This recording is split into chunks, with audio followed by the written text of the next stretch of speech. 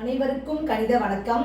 இப்போ பார்க்க போகிறது 8ஆம் வகுப்புக்குரிய கணக்கு எண்கள்ங்கிற யூனிட்ல 1.4 அடிப்படை செயல்கள் மீதான வார்த்தை கணக்குகள். அதில் எடுத்துக்காட்டு 1.17 பார்க்க போகிறோம். இரு விகிதமுறு எண்களின் பெருக்கல் பலன் -2/3 ஆகும். ஓர் எண் 3/7 எனில் மற்றொரு எண்ணை காண்க அப்படின்னு சொல்லி கணக்கு கொடுக்கப்பட்டிருக்கு. ஃபர்ஸ்ட் இப்போ ஓர் எண் கொடுத்துருக்காங்க, இன்னொரு எண் நம்ம என்னன்னு வச்சுப்போம், எக்ஸ் எண்க, மற்றொரு எண் வந்து எக்ஸ்ன்னு வச்சுக்கிறோம். அந்த கொடுக்கப்பட்ட ஓர் எண் என்னது 3/7. இது ரெண்டையும் பெருக்கினால் வரக்கூடிய விடை தான் -2/3. இப்போ பாருங்க, ஓர் எண் என்னது 3/7, மற்றொரு எண் தெரியாது, அது எக்ஸ்ன்னு வச்சுக்கிறோம்.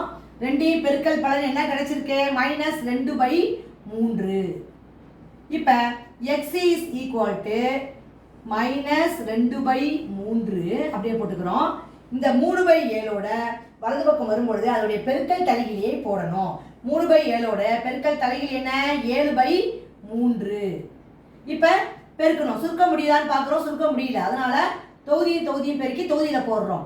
Minus into plus minus 2 7 14. 3 பகுதி 2 பெருக்கிறோம், 3 பெருக்கினால் 9. அப்போ x ஈக்குவல் டு -14/9. இந்த கணக்குக்குரிய விடை என்னது, -14/9.